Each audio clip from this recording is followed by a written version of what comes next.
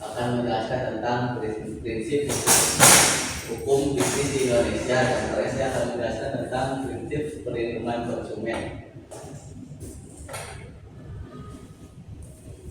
Perlindungan konsumen dalam pasal 1 edisi tahun 1999 tentang perlindungan bagi konsumen diindikasikan bahwa perlindungan bagi konsumen merupakan semua upaya yang menjamin keberadaan kepastian hukum untuk memberikan perlindungan kepada konsumen. Perlindungan bagi konsumen adalah elemen dari prinsip-prinsip yang mengandung hukum atau aturan-aturan yang mengandung sifat-sifat yang melindungi dan mengawasi kepentingan konsumen dan mengatur keterkaitan atau hubungan antara konsumen dan pelanggan. Prinsip perlindungan konsumen dalam hukum bisnis Indonesia diatur dalam Undang-Undang Republik Indonesia Nomor 8 Tahun 1999 tentang perlindungan konsumen. Jadi undang-undang ini sudah disahkan oleh pemerintah untuk melindungi konsumen dari awal transaksi hingga sampai barang sampai ke konsumen. Memberikan perlindungan kepada konsumen agar hak-haknya dihormati sehingga tercipta hubungan yang adil antara konsumen dan pelaku usaha. Jadi tidak ada yang dirugikan antara pelaku dan konsumen, pelaku usaha dan konsumen. Beberapa prinsip utama yang diatur dalam undang-undang ini antara lain: satu, hak di atas keamanan dan keselamatan. Jadi si pelaku usaha produk sudah teruji dari mulai perizinannya, terus sertifikat halalnya dalam Badan POM dan lain sebagainya oleh pemerintah sehingga produk tersebut aman untuk dijual. Hak di atas keamanan dan keselamatan, konsumen berhak memperoleh produk yang aman dan tidak membahayakan kesehatan atau keselamatan. Yang kedua, hak untuk memilih. Konsumen memiliki hak untuk memilih barang dan jasa sesuai dengan kebutuhan mereka dan sesuai dengan harga yang pasti. Yang ketiga, hak untuk mendapatkan informasi yang benar. Konsumen berhak mendapatkan informasi yang jelas, benar, dan jujur tentang barang dan jasa yang ditawarkan. Di dalam informasi seperti ini tentang komposisi barang tersebut, terus bahan-bahannya apa gitu, dan apakah sudah teruji barang ini aman atau tidak, seperti kendaraan apakah aman dibawa jauh, dibawa nanjak dan lain sebagainya. Kalau dalam contoh otomotifnya. Yang keempat, hak untuk mendapatkan pelayanan yang baik. Pelayanan merupakan hak utama pada konsumen sehingga konsumen merasa nyaman ketika berada seperti di kafe atau di tempat kayak di hotel, di mana kan konsumen biasanya suka memiliki pelayanan yang prima kepada konsumen. Konsumen berhak atas pelayanan yang memadai dan sesuai dengan standar yang ditetapkan perusahaan.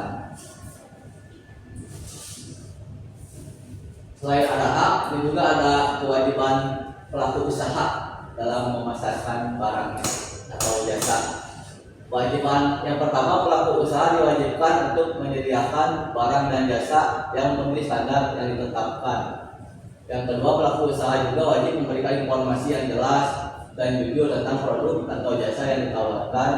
Yang ketiga, pelaku usaha harus bertanggung jawab atas kerugian yang dialami konsumen akibat penggunaan produk atau jasa yang tidak memenuhi standar.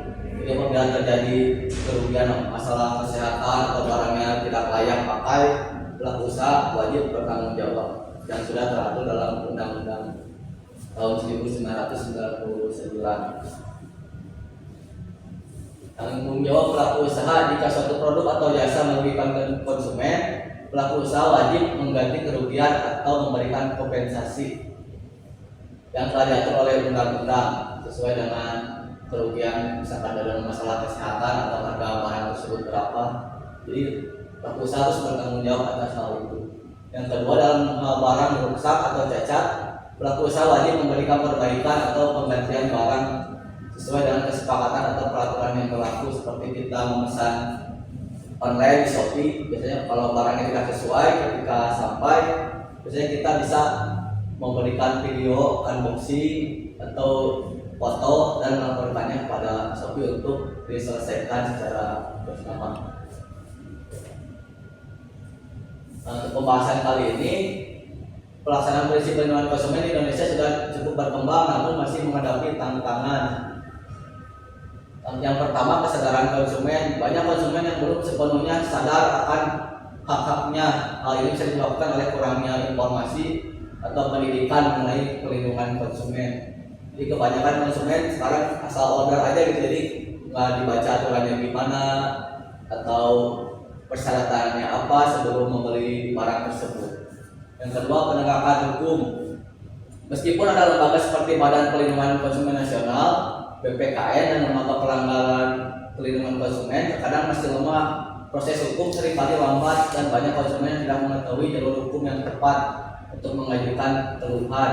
Yang ketiga, praktek bisnis yang tidak transparan. Beberapa pelaku usaha masih mengabaikan kewajiban untuk memberikan informasi yang jelas tentang produk atau jasa, seperti harga tidak transparan atau iklan yang menyesatkan.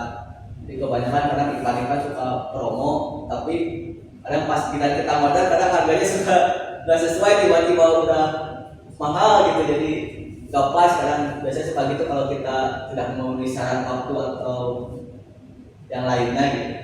Yang keempat, keterbatasan sumber daya yang terbatas untuk melakukan pengawasan dan penegakan hukum membuat pelaksanaan prinsip perlindungan konsumen tidak selalu efektif, terutama di daerah-daerah terpencil. Jadi seperti keterbatasan sumber daya seperti internet, kadang kan rata-rata daerah pelosok belum terjangkau gitu jaringan internetnya. Kadang ada yang suatu desa yang terpencil belum ada listriknya, yang itu memiliki keterbatasan sumber daya seperti itu. Terima kasih. Mungkin sekian presentasi dari saya. Barangkali ada yang mau ditanyakan tentang pembahasan tadi. Silakan. Saya ingin bertanya, saya Muhammad Daya dari kelompok 6. Oke, Bapak Yoga. Pertanyaannya, apa sanksi hukum yang dapat dikenakan kepada pelaku usaha jika terbukti melanggar hak konsumen? Sanksi hukum.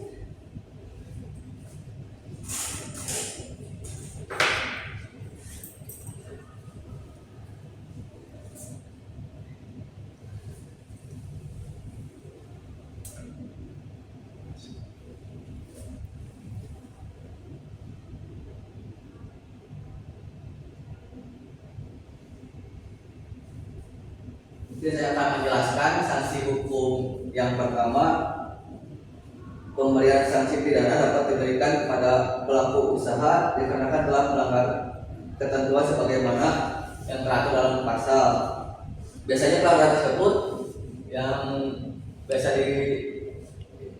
diberikan adalah pidana penjara paling lama 5 tahun, serta denda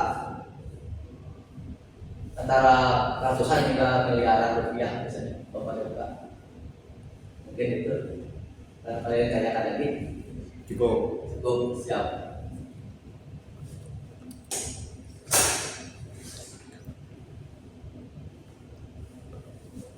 Apabila tidak ada yang ditanyakan, mungkin sekian presentasi dari saya. Mohon maaf bila ada kesalahan atau kekurangan dalam penyampaian materi.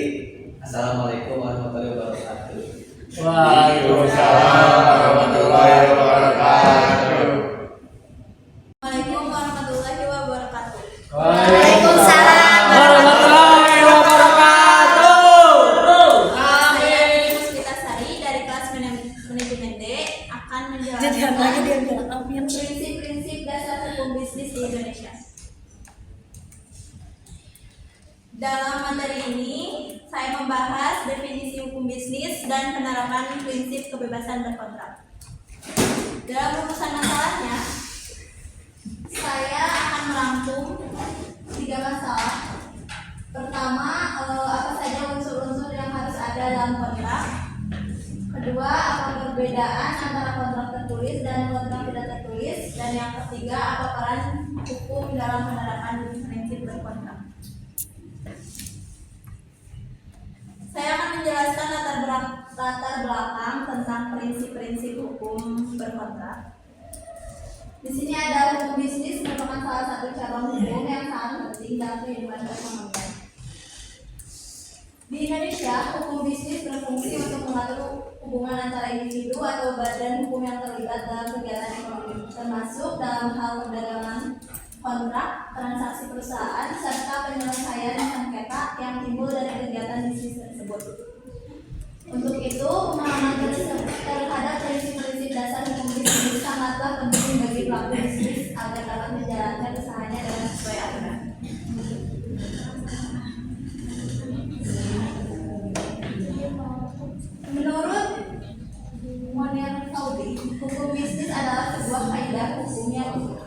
bertujuan untuk mengatur tata cara pelaksanaan kegiatan dagang yang berhubungan dengan kegiatan produktif serta memiliki motif untuk mendapatkan sebuah keuntungan. Menurut Dudung Amadu Abdullah, hukum bisnis adalah sebagai aturan memiliki fokus untuk mengatur hal yang memiliki kaitan dengan kegiatan sebuah bisnis. Aturan yang ada tersebut dibuat agar sebuah bisnis dapat dijalankan seadil mungkin. Selain itu, hukum bisnis juga dapat didefinisikan sebagai sebuah hukum yang bersumber dari kebiasaan, perjanjian atau kontrak maupun perundang-undangan. Dalam kajian teori penerapan bisnis kebebasan berkontrak dalam transaksi bisnis di Indonesia merupakan landasan utama dalam hubungan antar pihak-pihak yang terlibat dalam kontrak. Prinsip ini dia atus dalam pasal 1338 ayat 1 Kitab Undang-Undang Hukum Perdata KUH Perdata yang menegaskan bahwa setiap kontrak yang dibuat secara sah berlaku sebagai undang-undang bagi mereka yang membuatnya. Prinsip kebebasan berkontrak ini memberikan kebebasan bagi individu atau badan hukum untuk menentukan isi dan syarat-syarat perjanjian tanpa campur tangan pihak luar, termasuk pemerintah, kecuali jika perjanjian tersebut bertentangan dengan hukum, kesusilaan, dan ketertiban umum. Kebebasan berkontrak, tujuan dan batasannya. Ada prinsip kebebasan berkontrak diharapkan dapat menciptakan fleksibilitas bagi para pihak untuk menentukan sesuai dengan kebutuhan dan tujuan mereka. Oleh karena itu, setiap pihak yang terlibat dalam kontrak bebas untuk menentukan hak dan kewajiban masing-masing. Selama tidak melanggar ketentuan hukum lebih tinggi, misalnya dalam dunia bisnis, pelaku perjanjian lainnya yang secara spesifik mencantumkan hak dan kewajiban sesuai dengan kondisi mereka.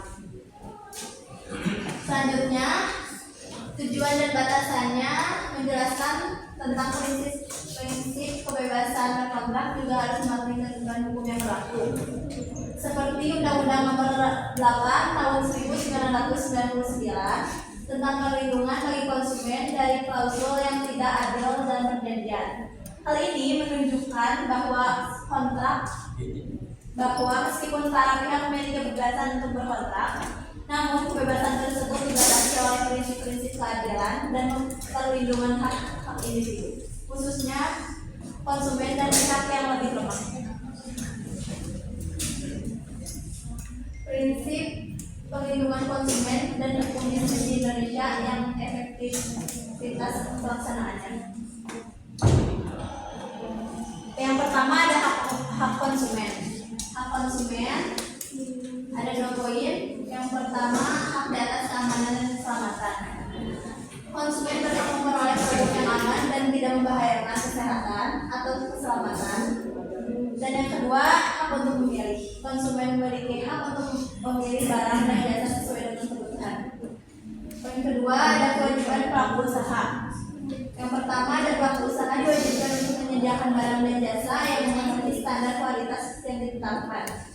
Yang kedua, pelaku usaha juga wajib memberikan informasi yang jelas dan jujur tentang produk atau jasa yang ditawarkan. Yang ketiga, pelaku usaha harus bertanggung jawab atas kerugian yang dialami konsumen akibat penggunaan produk atau jasa yang tidak memenuhi standar. Yang ketiga, ada tanggung jawab pelaku usaha. Yang pertama, jika suatu produk atau jasa merugikan konsumen, pelaku usaha wajib mengganti kerugian atau memberikan kompensasi. Yang kedua, dalam hal barang rusak atau cacat, pelaku usaha wajib memberikan perbaikan atau pergantian barang sesuai dengan keputusan atau peraturan yang berlaku. Pelaksanaan dan efektivitas. Teknik analisis datanya mencakup 4 poin. Yang pertama, kesadaran konsumen.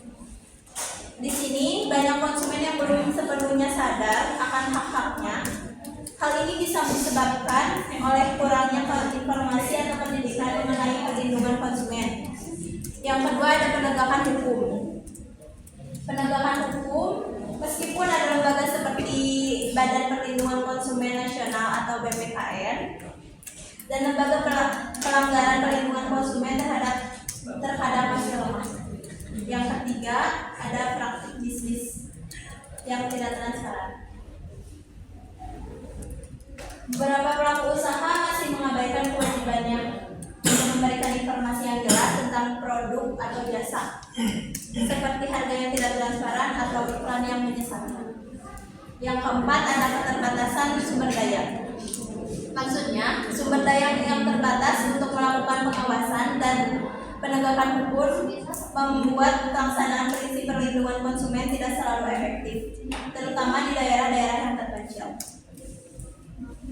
Sekian presentasi dari saya. Apakah ada yang ingin ditanyakan? Perkenalkan, nama saya Tina Nurianti, MPM 304. Apa yang dimaksud dengan prinsip kebebasan berkontrak? Terima kasih. Baik, saya akan menjawab pertanyaan dari teman saya. Prinsip kebebasan berkontrak adalah konsep hukum yang memberikan kebebasan kepada individu atau badan hukum untuk membuat perjanjian atau kontrak sesuai dengan keinginan dan kebutuhan mereka. Prinsip ini berarti bahwa pihak-pihak yang terkait dalam kontrak memiliki kebebasan untuk menentukan kontrak, untuk memilih jenis kontrak, untuk menentukan syarat-syarat kontrak, dan prinsip ini mempunyai kebebasan untuk memilih berkontrak. Sekian, apa jawaban dari saya? Cukup Kak, cukup. Baik, akan saya tutup. Terima kasih atas perhatiannya. Wassalamualaikum warahmatullahi wabarakatuh. Waalaikumsalam warahmatullahi wabarakatuh. Assalamualaikum warahmatullahi wabarakatuh. Waalaikumsalam warahmatullahi wabarakatuh. Perkenalkan, nama saya Nadila Naswata, MPM 215 dari kelompok 3 manajemen. Hari ini saya mau menyampaikan tentang prinsip-prinsip dasar hukum bisnis di Indonesia. Oke. Nah, di presentasi hari ini saya akan menjelaskan tentang definisi hukum bisnis, pentingnya penegak hukum, dan materi utama hambatan yang dihadapi pemerintah dalam menegakkan prinsip-prinsip hukum bisnis. Apa itu hukum bisnis? Jadi hukum bisnis adalah cabang hukum yang mengatur hubungan dalam kegiatan ekonomi seperti perdagangan, kontrak, dan transaksi perusahaan. Hukum bisnis secara serius bertujuan untuk melindungi, mengawasi, dan menciptakan sebuah bisnis yang adil dan juga aman serta mengatur segala hal yang berkaitan dengan perdagangan industri. Nah, di Indonesia ini hukum bisnis kebanyakan berdasar oleh peraturan perundang-undangan dan nilai keadilan. Nah, untuk pemahaman prinsip hukum bisnis bagi pelaku usaha untuk memastikan kepatuhan terhadap aturan serta melindungi hak mereka dan konsumennya. Nah, dengan perkembangan bisnis yang semakin kompleks dan pengaruh globalisasi, jadi bisnis Indonesia juga menyesuaikan dengan standar internasional. Kalau menurut Binung Amadung Abdullah adalah sebagai aturan untuk mengatur hal yang memiliki kaitannya dengan kegiatan sebuah bisnis. Nah, isi aturannya itu dibuat untuk sebuah bisnis dapat dijalankan sehari mungkin. Selain itu, hukum bisnis juga dapat didefinisikan sebagai sebuah hukum yang meliputi dari kebiasaan, perjanjian atau kontrak maupun perundang-undangan. Di slide ini saya akan membahas mengapa penegak hukum itu sangat penting di dunia bisnis ini. Nah, setelah itu penegak hukum yang baik menciptakan kepastian hukum yang berlaku untuk pelaku usahanya untuk merencanakan masa depan yang menjadi lebih tenang lagi. Terus yang kedua itu mendorong investasi, karena investor itu lebih cenderung lebih cenderung masuk ke pasar yang aturannya lebih jelas itu. Nah, yang ketiga itu penegak hukum itu melindungi hak-hak semua pihak yang terlibat termasuk konsumen, karyawan juga. Nah, selanjutnya itu ada meningkatkan daya saing. Jadi negara yang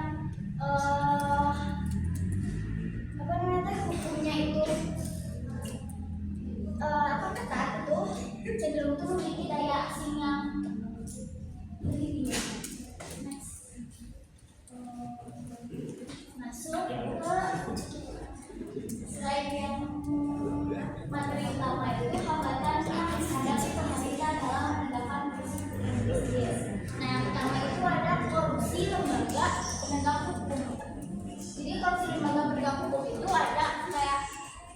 kepolisian, kejaksaan, dan juga pengadilan.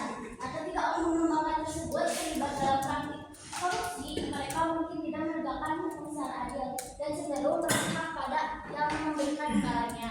Nah, solusinya itu bagaimana? Nah, kita tuh harus memberantas korupsi itu melalui KPK. Terus kita juga harus memperkuat pengawasan eksternal atau dari masyarakat. Yang kedua itu ada tumpang tindih regulasi. Jadi tumpang tindih regulasi itu udah sering terjadi di Indonesia. Nah, di antaranya itu regulasi yang dihasilkan oleh pemerintah pusat dan juga daerah. Nah, sering menciptakan kebingungan bagi pelaku usahanya.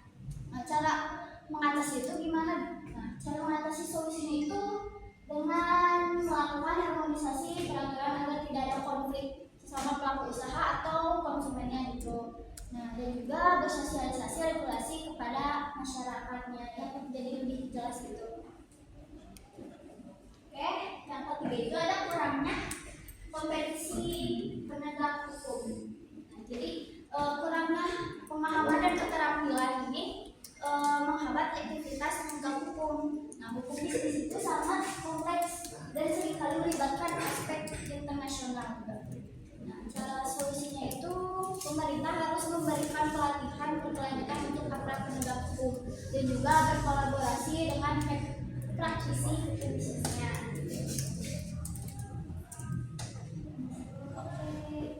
Yang keempat itu ada ketidakpastian hukum. Ketidakpastian hukum itu terjadi ketika regulasi yang ada tidak jelas, sering berubah atau tidak konsisten dalam penerapannya. Hal itu menciptakan ketakutan bagi pelaku usaha yang udah mematuhi aturan, tapi mereka belum tahu mau menghadapi sanksi apa enggak. Nah, solusinya itu jadi masyarakat harus mendorong pengadilan agar mendapatkan putusan yang konsisten dan juga meningkatkan independensi lembaga hukumnya. Yang terakhir ini ada globalisasi dan perkembangan teknologi. Nah, globalisasi dan perkembangan teknologi ini membawa atau memberi tantangan baru seperti transaksi lintas batas yang sulit diawasi. Nah, serta kemajuan teknologi yang dapat menciptakan ruang abu-abu dalam hukum sendiri. Misalnya itu sektor fintech dan cryptocurrency seringkali belum diatur secara memadai termasuk di Indonesia. Nah, solusinya itu dengan cara kita tuh harus berkolaborasi internasional untuk standar hukumnya agar bisa diterima oleh global. Lalu yang kedua itu ada pendidikan dan literasi digital bagi pelaku usaha. Materi yang saya sampaikan sudah beres. Di slide ini saya membuka sesi pertanyaan. Boleh, kalau mau tanya. Nama saya Dinda Nurul, NPM 273, izin bertanya. Dalam konteks globalisasi, bagaimana pemerintah Indonesia dapat melindungi pelaku usaha lokal dari persaingan tidak sehat dengan perusahaan asing? Pemerintah Indonesia melindungi pelaku usaha lokal dari persaingan tidak sehat. Jadi pemerintah tuh sebaiknya tuh fokus untuk memperkuat kebijakan yang melindungi industri dalam negeri gitu ya. Nah, terus salah satunya itu memberikan insentif yang menarik untuk pelaku usaha lokalnya. Selain itu juga penting untuk mengawasi praktik perdagangannya yang tidak adil agar semua pelaku usaha itu bisa bersaing dengan secara adil. Nah, selain itu juga pemerintah bisa memperkuat regulasi mengenai investasi asing. Nah, investasi asing itu jadi semua perusahaan baik lokal maupun asing, jadi peraturannya itu sama rata, baik di pajak, lingkungan, ketenaga kerjaan. Nah, demikian tuh itu tuh kita jadi bisa menciptakan iklim usaha dengan lebih baik lagi dengan. Oke.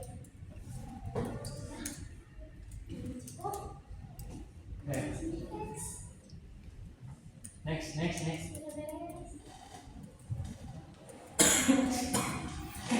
Materi yang saya sampaikan sudah beres. Terima kasih sudah mendengar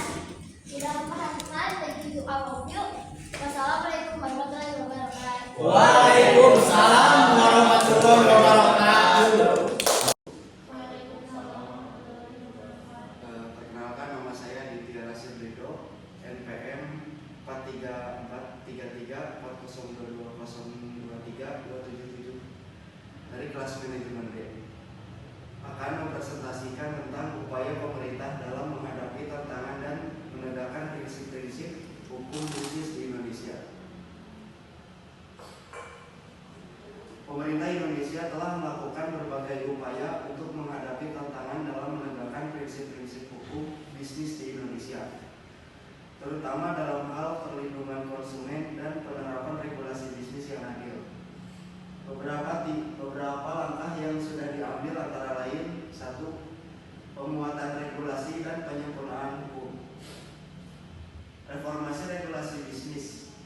Pemerintah Indonesia telah mengimplementasikan berbagai reformasi dalam hukum bisnis untuk menciptakan iklim usaha yang lebih transparan dan adil. Misalnya, pengesahan Undang-Undang Cipta Kerja UU Nomor 11 Tahun 2020 yang bertujuan untuk menyederhanakan perizinan usaha, peningkatan investasi, dan memperbaiki iklim bisnis dengan memotong birokrasi yang berbelit. Peraturan perundang-undangan yang lebih tegas. Pemerintah mengeluarkan berbagai peraturan terkait dengan persaingan usaha, hak kekayaan intelektual, dan perlindungan pada data pribadi, seperti Undang-Undang Perlindungan Data Pribadi yang disahkan pada tahun 2023, untuk memastikan bahwa prinsip-prinsip hukum bisnis dapat dijalankan dengan lebih baik dan transparan. 2. Peningkatan pengawasan dan penegakan hukum. Badan Pengawas dan Lembaga Pengaduan. Pemerintah telah membentuk lembaga seperti Badan Perlindungan Konsumen Nasional atau BPKN yang berfungsi untuk memberikan perlindungan dan edukasi kepada konsumen serta mengawasi pelaksanaan perlindungan konsumen. Badan Pengawas Obat dan Makanan atau BPOM. BPOM berperan dalam mengawasi peredaran obat dan makanan untuk memastikan bahwa produk yang dijual di pasaran aman dan sesuai dengan standar kesehatan yang berlaku. 3. Peningkatan penegakan hukum ekonomi digital. Mengingat pesatnya perkembangan ekonomi digital, pemerintah juga berfokus pada pengawasan dan penegakan hukum di dunia e-commerce, termasuk pemantauan terhadap praktik penipuan online dan transaksi yang merugikan konsumen. 3. Edukasi dan sosialisasi kepada masyarakat dan pelaku usaha. Kampanye perlindungan konsumen. Pemerintah dan lembaga terkait secara rutin melakukan kampanye untuk meningkatkan kesadaran konsumen mengenai hak-haknya, misalnya melalui media massa, seminar, dan pelatihan mengenai hak konsumen dan cara melaporkan pelanggaran. 2. Edukasi kepada pelaku usaha. Pemerintah juga terus memberikan pelatihan dan sosialisasi kepada pelaku usaha mengenai kewajiban mereka dan memenuhi standar kualitas produk, transparansi harga, serta hak dan kewajiban terkait dengan perlindungan konsumen. 4. Meningkatkan akses dan kemudahan bagi pengusaha. Kemudahan berusaha. Melalui Undang-Undang Cipta Kerja, pemerintah berusaha menyederhanakan regulasi bisnis agar para pengusaha, terutama UKM, dapat lebih mudah menjalankan usaha mereka. 2. Sistem elektronik untuk pengajuan izin. Pemerintah meluncurkan sistem online Single Submission atau OSS yang memudahkan para pelaku usaha untuk mengajukan izin secara elektronik yang lebih cepat dan efisien. 6. Peran otoritas persaingan usaha. Komisi Pengawasan Persaingan Usaha atau KPPU. KPPU berfungsi untuk mengawasi dan menegakkan hukum terkait dengan praktik monopoli, kartel, dan pelanggaran hukum persaingan usaha yang merugikan konsumen atau pelaku usaha lainnya. Kesimpulan, pemerintah Indonesia telah melakukan berbagai upaya untuk menghadapi tantangan dalam menegakkan prinsip hukum bisnis di Indonesia, terutama dalam hal perlindungan konsumen dan penerapan regulasi bisnis yang adil. Beberapa langkah sudah diambil pemerintah sehingga terdapat solusi dari setiap tantangan yang dihadapi. Sekian dan terima kasih. Ada yang ingin bertanya? Perkenalkan, nama saya Adi, NPM 234. Mau bertanya, bagaimana agar sistem hukum di Indonesia dapat bekerja dengan baik dalam penegakan hukum? Agar sistem hukum di Indonesia dapat bekerja dengan baik dalam penegakan hukum, diperlukan partisipasi masyarakat, dukungan pemerintah, dan penegak hukum yang berintegritas. Bagaimana? Terima kasih. Sekian dari saya. Apabila ada